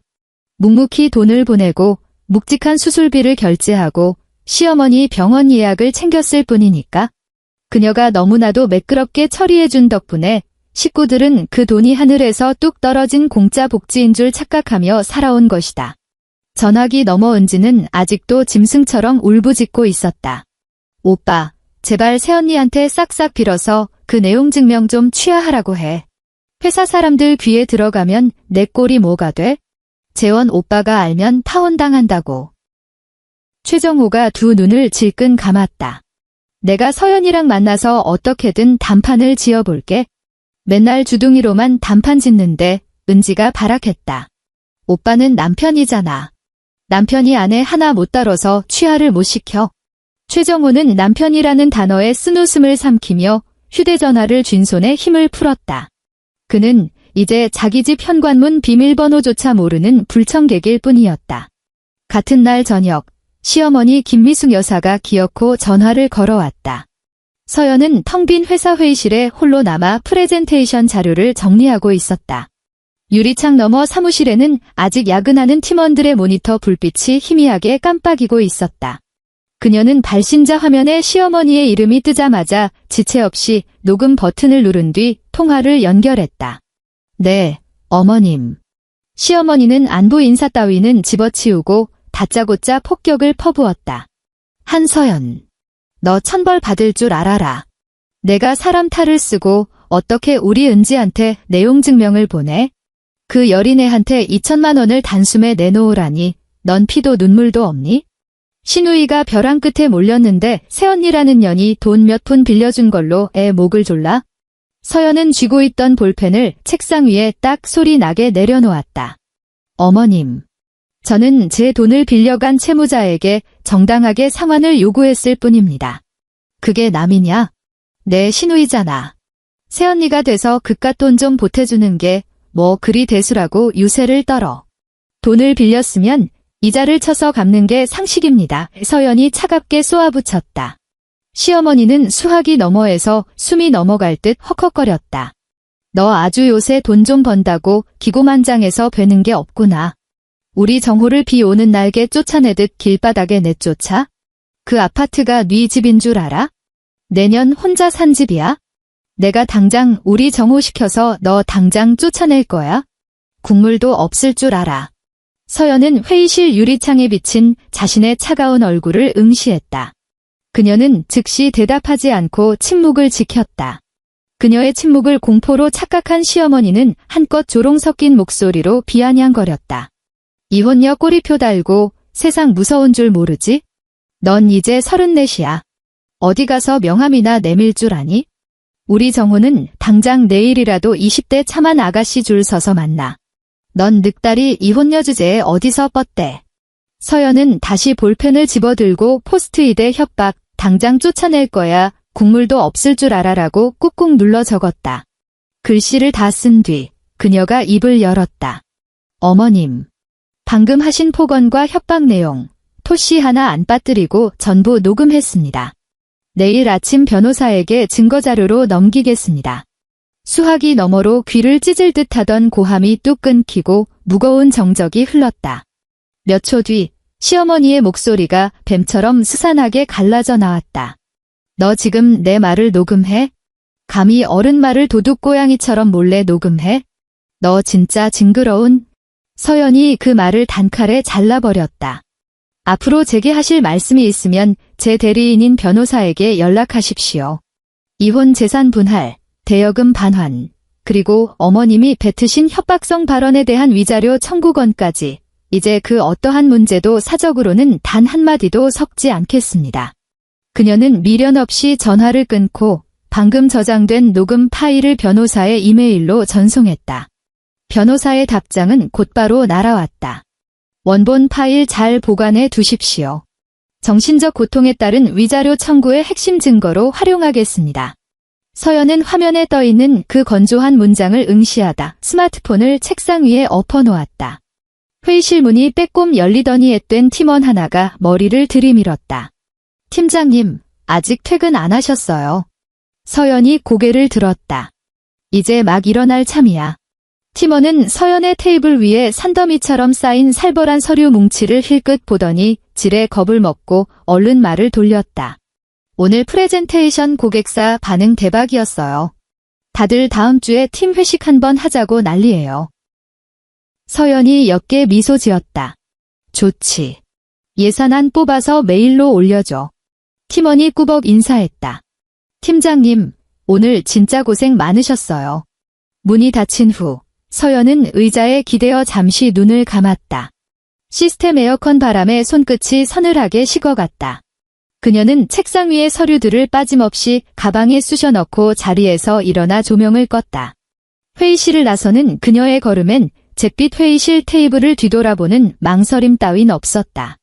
이혼 조정 절차는 결코 번갯불에 콩 볶아 먹듯 끝나지 않았다. 서류가 오가고 변호사들이 피 튀기는 내용 증명을 주고받는 지루한 기다림의 연속이었다. 남편은 몇 번이나 변호사 몰래 서연에게 만나자며 매달렸지만 그녀는 철저히 무시했다. 시어머니 김미숙 여사도 기어코 아파트 앞까지 쳐들어왔으나 도어록 비밀번호가 바뀐 것을 알고는 1층 공동현관에서 고래고래 소리를 지르며 전화를 걸어댔다. 서연은 끝내 베란다 문조차 열어보지 않았다. 그 피 말리는 시간 동안 서연은 마침내 오롯이 자신의 차를 몰고 출퇴근하는 일상을 되찾았다. 다시 운전석에 몸을 싣던 첫날, 그녀는 5분 넘게 시트 포지션부터 사이드미러, 스티어링 휠 각도까지 모든 것을 자신의 몸에 완벽하게 맞추는데 공을 들였다. 주말 동안 자동차 실내 디테일링 세차를 맡겨 뒷좌석의 끈적한 커피 얼룩은 말끔히 지워냈지만 운전석 가죽 시트 가장자리에 선명하게 파인 신우이의 인조 손톱 자국은 여전히 흉터처럼 남아있었다. 세차장 사장은 가죽 한 판을 통째로 갈아 끼워야 한다고 혀를 찼다. 서연은 그 깊게 팬 흠집을 손가락으로 가만히 쓸어보았다. 당장 수리하진 않았다. 대신 수리 견적서를 사진으로 찍어 법률사무소에 증거로 넘겨버렸다. 이제 차 안에는 서연이 즐겨 듣던 재즈 선율만이 흘렀다. 조수석 바닥을 굴러다니던 정체불명의 낯선 머리카락도 없었고 글러브 박스 안에는 덩그러니 자동차 보험 증권과 티슈 한 갑만이 놓여 있었다. 쾌적한 에어컨 바람을 맞으며 지하 주차장에서 스마트키의 잠금 버튼을 누르자 헤드램프가 영롱한 불빛을 2번 깜빡이며 주인을 반겼다. 남편의 태도도 서서히 바뀌기 시작했다. 그는 밤마다 구구절절 변명이 가득한 장문의 카카오톡 메시지를 보내왔다. 서연아, 내가 그날 밤에는 너무 흥분해서 헛소리를 짓거렸어. 엄마 연세가 있으셔서 고리타분하게 구신 거 알잖아. 왠지 그 기집애도 철딱서니가 없어서 그래. 우리 3년이나 부대끼며 살았는데 이런 사소한 오해로 결혼 생활을 박살낼 순 없잖아. 서연은 알림창만 확인하고 칼같이 무시했다. 다음 날 밤 또 다른 장문의 메시지가 날아왔다. 내가 그동안 시댁 뒷바라지하느라 피눈물 흘린 거 이제야 뼈저리게 깨달았어. 생활비며 수술비, 내가 앞으로 투잡을 뛰어서라도 갚을게. 차 문제도 내가 은지 호적 파버리겠다고 반죽음 만들어놨어. 제발 변호사한테 조정 신청 좀 취하해 달라고 해줘. 응. 서연은 그 텍스트 뭉치를 고스란히 캡처해 변호사에게 전송했다. 변호사는 신속하게 지침을 내렸다. 절대 감정적으로 대응하지 마십시오. 모든 연락은 법률 대리인을 통하라고 짧게 끊어내시면 됩니다. 서연은 무미건조하게 답장을 날렸다. 할 말 있으면 변호사 통해서 해. 그 뒤로 남편이 미친 듯이 전화를 걸어왔지만 서연은 착신정지로 막아버렸다. 시어머니가 낯선 번호로 전화를 걸어와 쇳소리를 내면 그 즉시 차단했다. 은지에게서 오는 메시지도 날이 갈수록 스펙터클해졌다. 처음에는 바짓가랑이를 붙잡고 질질 짜며 애원하다가 나중에는 천하의 몹쓸 년이라며 쌍욕을 퍼부었고 급기야 어젯밤에는 미친 척하고 새언니 우리 언제 밥이나 한 끼 먹으면서 풀까? 라며 헛소리를 짓거렸다. 서연은 그 모든 메시지를 증거 수집 폴더에 차곡차곡 모아둘 뿐 단 한마디도 섞지 않았다. 물론 그녀라고 바위처럼 감정이 요동치지 않은 것은 아니었다. 어느 날 밤 야근을 마치고 돌아오는 길에 장대비가 쏟아졌다. 축축한 지하 주차장에 차를 세우고 텅 빈 아파트 현관문을 열었을 때 캄캄한 거실엔 아무런 온기도 없었고 남편이 현관에 신발을 아무렇게나 팽개치며 내던 짜증 섞인 한숨 소리도 들리지 않았다. 주방은 지나치게 깨끗해서 오히려 섬뜩할 정도였다. 그녀는 허기를 달래려라면 하나를 끓였다. 물이 끓어오르는 소리에 무심코 찬장에서 그릇을 2개 꺼내려다 2번째 그릇에 뻗은 손을 허공에 멈춘 채 잠시 굳어 있었다. 이내 쓴웃음을 삼키며 그릇 하나를 제자리에 밀어넣었다. 식탁에 앉아 불어터진 라면을 뒤적거리는데 창문을 세차게 때리는 빗소리 사이로 스마트폰 화면이 번쩍 빛났다. 남편이 보낸 사진 한 장이었다. 용인 본가 거실 풍경이었다. 시어머니 김미숙 여사가 이마에 물수건을 얹고 소파에 송장처럼 널브러져 있었다. 사진 밑에 짧은 텍스트가 달려 있었다. 엄마가 너 때문에 화병이 나서 몸져 누우셨어. 서연은 젓가락을 허공에 멈춘 채 그 가증스러운 사진을 빤히 내려다보았다. 몇 초 뒤 그녀는 미련 없이 화면을 엎어놓고 다시 라면을 입안으로 밀어넣었다. 면발은 뚝뚝 끊어졌지만 그녀는 마지막 국물 한 방울까지 남김없이 비워냈다. 다음 날 오전 변호사가 서연에게 상대방 측 동향을 브리핑했다. 저쪽도 부랴부랴 이혼 전문 변호사를 선임했더군요. 변호사가 서류를 톡톡 치며 말했다. 예상대로 혼인 기간 중 형성된 공동재산의 5대 5분할을 물고 늘어질 겁니다. 특히 한서연 의뢰인께서 정당한 사유 없이 배우자를 공동주거지에서 축출했다고 트집을 잡아 위자료를 깎아내리려 들 가능성이 큽니다. 하지만 걱정 마십시오. 우리는 상대방 측 직계존속의 일방적인 재산 침해와 폭언을 입증할 녹취록과 이체 내역이 산더미입니다. 방어에는 전혀 문제 없습니다. 서연이 담담하게 물었다. 제가 법정에 가서 구구절절 해명해야 합니까? 조정기일에는 저희가 알아서 화력을 집중할 테니 입 다물고 계셔도 됩니다. 우 변호사가 단호하게 눈을 맞췄다. 의뢰인께서는 그저 재판장의 질문에 사실관계만 짧게 확인해 주시면 됩니다. 저쪽이 무슨 개소리를 짓거리든 절대 평정심을 잃고 말려들지 마십시오. 서연이 고개를 끄덕였다. 명심하겠습니다. 마침내 조정기일 당일 서울가정법원 복도는 숨막히는 긴장감으로 가득 찼다. 창백한 얼굴로 서류 뭉치를 쥔 사람들, 품에 안긴 채 보채는 아이들, 그리고 서로 투명인간 취급하며 멀찌감치 떨어져 선 부부들. 서연은 짙은 남색 정장을 차려입고 머리를 단정하게 하나로 묶은 채 묵직한 서류 가방을 들고 변호사 옆에 꼿꼿이 서 있었다. 남편 최정호는 서연보다 먼저 와 있었다. 그는 평소 입고 다니던 출퇴근용 양복 차림이었는데 눈 밑은 시커멓게 퀭했고 얼굴은 반쪽이 되어 있었다. 그는 복도 끝에서 서연을 발견하자마자 좀비처럼 반발짝 다가섰다. 서연아. 서연은 그를 투명인간 취급하며 변호사 옆으로 바짝 붙었다. 말은 저쪽 변호사 통해서 하시죠. 남편의 입술이 파르르 떨렸다. 그의 곁에는 40대 중후반으로 보이는 노련한 인상의 상대방 변호사가 서류 가방을 든 채 굳은 표정으로 서 있었다. 시어머니 김미숙 여사는 복도에 보이지 않았으니 아마 법원 밖 주차장에서 속을 끓이며 기다리고 있을 터였다. 시누이 은지의 코빼기도 보이지 않았다. 조정실 안으로 들어서자 공기는 차갑게 얼어붙었다. 조정위원들이 양측의 신분증을 대조하고 판사가 서류 뭉치를 훑어보는 동안 정막만이 흘렀다. 먼저 입을 연 것은 남편 측 변호사였다.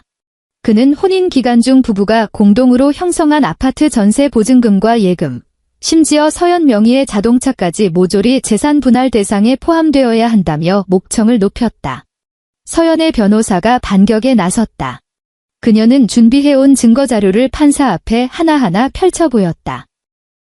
해당 제네시스 G70 차량은 혼인신고 전인 3년 전 취득한 의뢰인의 특유재산이며 구매 자금 역시 의뢰인의 혼인 전 통장 잔고와 연말 성과급으로 완납되었음이 명백합니다. 상대방 친족들은 해당 차량을 무단으로 탈취해 사용했으며 심지어 혼수로 요구하는 등 상식 밖의 재산권 침해를 저질렀습니다. 이어서 변호사가 형광펜이 칠해진 통장 거래 내역서를 내밀었다. 또한 혼인 3년간 한서연 의뢰인은 상대방 모친과 여동생에게 일방적으로 4,800만 원이라는 거액을 송금했습니다. 여기에는 모친의 무릎 수술비, 일방적으로 착취당한 시댁 생활비, 제사 비용이 포함되며 시누이 최은지 씨의 전세 보증금 2천만 원은 별도의 차용증이 존재하는 명백한 대여금입니다. 판사가 안경을 고쳤으며 차용증이 철인된 페이지를 유심히 들여다보았다. 남편 측 변호사가 다급하게 남편의 귓가에 대고 무언가 속삭였다. 남편의 얼굴은 이미 백지장처럼 질려 있었다. 서연은 맞은편에 앉아 테이블 아래로 쉴 새 없이 꼼지락거리는 남편의 두 손을 묵묵히 응시했다. 그는 엄지손가락으로 검지 천마디를 미친 듯이 문질러대고 있었다. 연애 시절 극도의 긴장 상태일 때마다 튀어나오던 버릇이었다. 서연의 부모님께 처음 인사하러 갔던 날, 한정식 집 앞에서 그렇게 손을 비비며 나 하나도 안 떨려라며 허세를 부리던 남편의 얼굴이 겹쳐졌다. 지금 그의 얼굴엔 허세 따윈 한 줌도 남아있지 않았다. 판사가 헛기침을 하며 물었다. 최정호 씨, 이 차용증에 명시된 2천만 원 대여 사실에 대해 이해 있습니까? 남편 측 변호사가 허둥지둥 끼어들었다. 존경하는 재판장님, 차용증이 존재하는 것은 사실이나 당시 정황상 가족 간의 상부상조 차원에서 이루어진 금전 거래이므로 이를 엄격한 채무로 볼 것인지는 판사가 서류에서 눈을 떼지 않은 채 싸늘하게 잘랐다. 채무자의 자필 서명이 박혀있고 송금 내역이 일치합니다. 돈을 갚았느냐 안 갚았느냐는 민사에서 다툴 문제고 여기선 돈이 넘어갔다는 사실만 확인하는 겁니다. 남편이 기어들어가는 목소리로 중얼거렸다. 이해 없습니다. 판사가 다시 서류를 넘기며 물었다. 한서연 씨가 시가에 장기간 지급한 생활비 4,800만 원에 대해 최정호 씨 측에서 그에 상응하는 금액을 공동으로 부담했거나 보전해준 증빙 자료가 있습니까? 남편은 입을 꾹 다물었다. 그의 변호사가 헛기침을 하며 서류를 뒤적거렸지만 끝내 기죽은 목소리로 대답했다. 완벽하게 보전된 기록은 없습니다. 그 순간 서연의 변호사가 비장의 무기를 꺼냈다. 스마트폰을 테이블 위에 올려놓고 시어머니와의 통화 녹음 파일을 재생했다.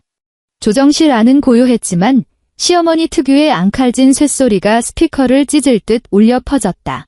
내가 당장 우리 정호 시켜서 너 당장 쫓아낼 거야? 국물도 없을 줄 알아. 녹음 파일이 끝나고 나자 조정실 안에는 숨소리조차 들리지 않을 만큼 지독한 침묵이 내려앉았다. 남편 측 변호사는 이마에 맺힌 식은땀을 닦아내며 고개를 숙였고 남편은 죄인처럼 시선을 바닥에 꽂은 채 단 한 번도 서연과 눈을 마주치지 못했다. 피말리는 조정은 오후 내내 이어졌다.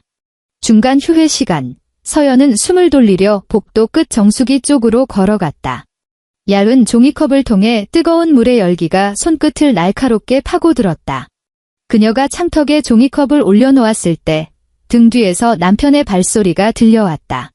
서연아. 남편은 서연에게서 딱 두 발짝 떨어진 거리에 멈춰 섰다. 우리가 진짜 여기까지 올 줄은 꿈에도 몰랐다.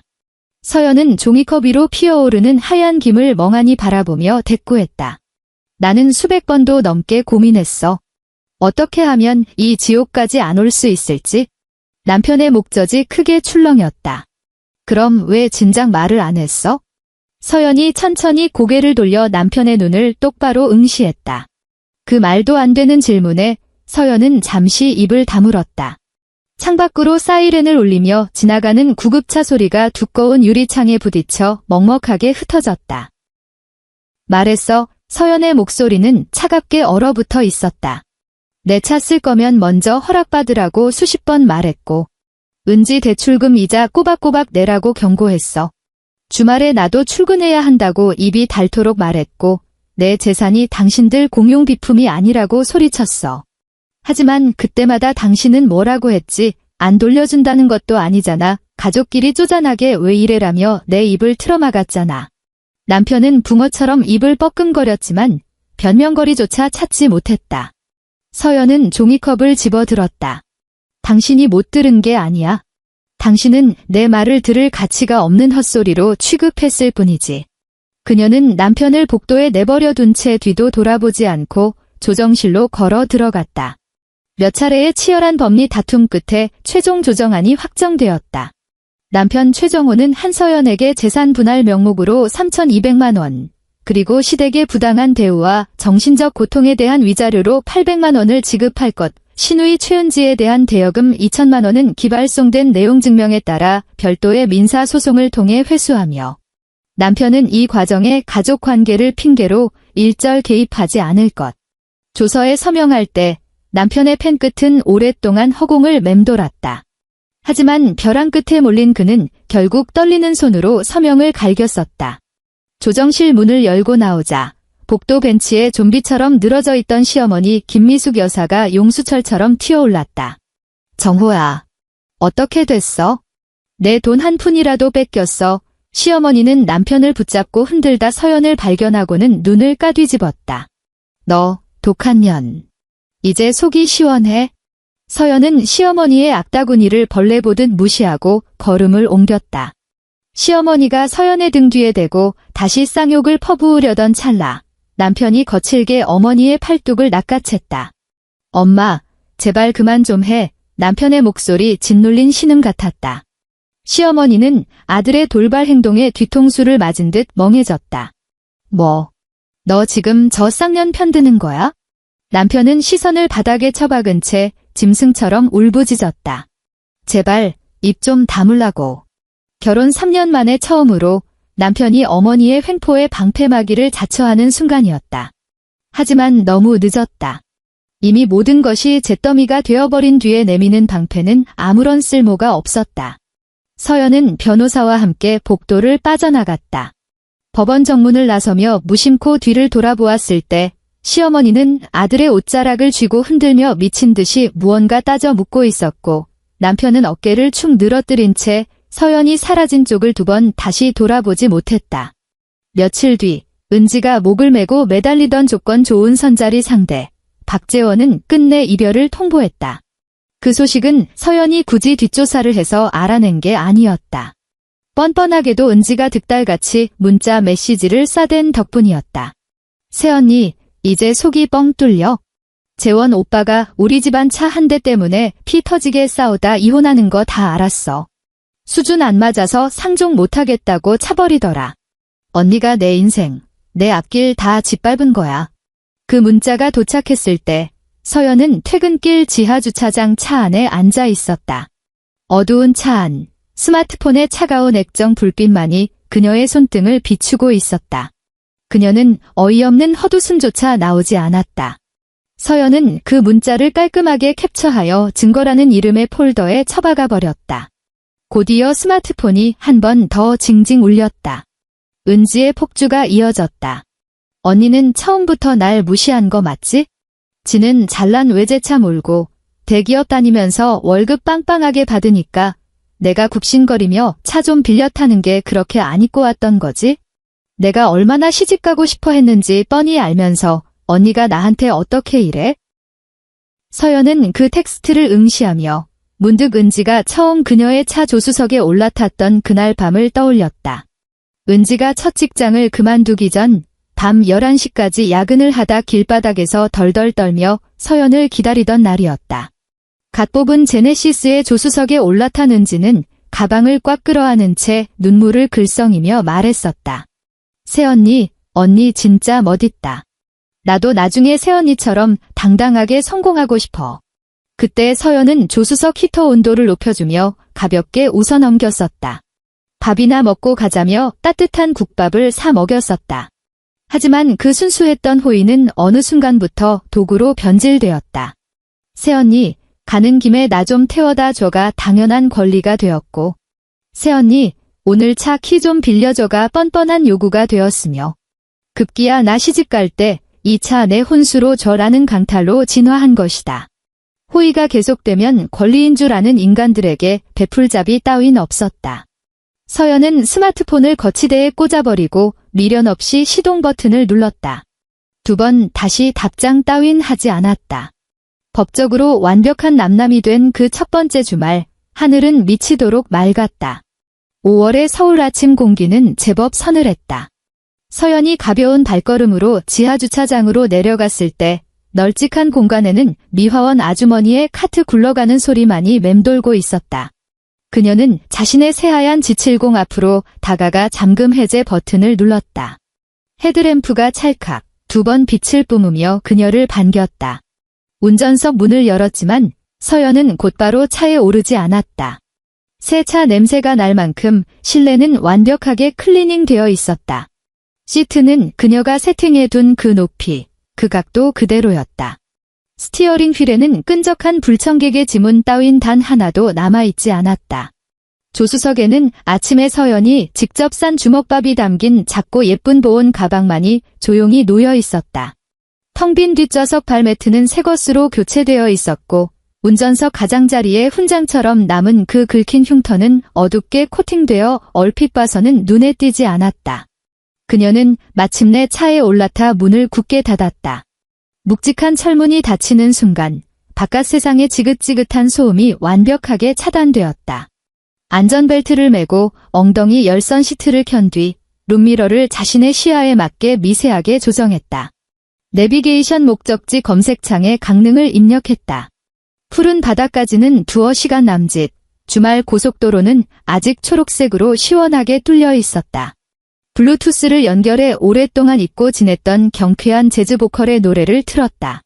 차가 매끄럽게 지하주차장 오르막길을 빠져나오자 5월의 눈부신 아침 햇살이 앞 유리를 뚫고 쏟아졌다.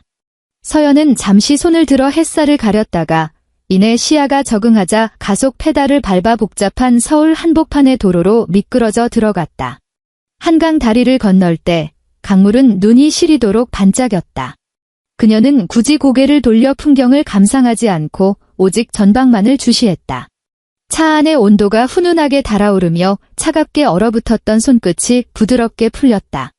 내비게이션이 차선 변경을 알리자 그녀는 군더더기 없는 핸들링으로 하얀 차체를 이끌고 더 넓고 자유로운 고속도로를 향해 내달렸다. 거치대에 꽂혀있던 스마트폰 화면이 번쩍 빛났다. 최정호가 보낸 카카오톡 메시지였다. 서연아, 우리 진짜 마지막으로 딱 한 번만 만나서 얘기 좀 할 수 없을까? 서연은 액정에 뜬 그 구차한 문장을 힐끗 보았지만 손끝 하나 까딱하지 않았다. 대신 스티어링 휠에 있는 음성 인식 버튼을 눌렀다. 차량 스피커에서 건조한 기계음이 흘러나왔다. 말씀하세요. 서연은 뻥 뚫린 전방도로를 응시하며 흔들림 없는 목소리로 명령했다. 메시지 삭제해. 시스템이 명령을 인식하자 스마트폰 화면이 어두워지며 모든 찌꺼기가 사라졌다. 내비게이션 화면이 강릉 앞바다까지 47분이 남았음을 알렸다. 룸미러 속으로 징글징글했던 서울의 빌딩 숲이 마치 장난감 블록처럼 아주 작게 멀어져 가고 있었다. 그녀의 눈앞으로 끝없이 펼쳐진 아스팔트 위로 5월의 찬란한 태양빛이 폭포수처럼 부서져 내렸다. 서연이 가속 페달에 힘을 주자 계기판의 바늘이 순식간에 140을 향해 솟구쳤다가 이내 크루즈 컨트롤의 제한 속도에 맞춰 안정적으로 내려앉았다. 그녀는 두 손으로 스티어링 휠을 단단히 쥔 채 짙푸른 바다를 향해 멈춤 없이 내달렸다. 엔드.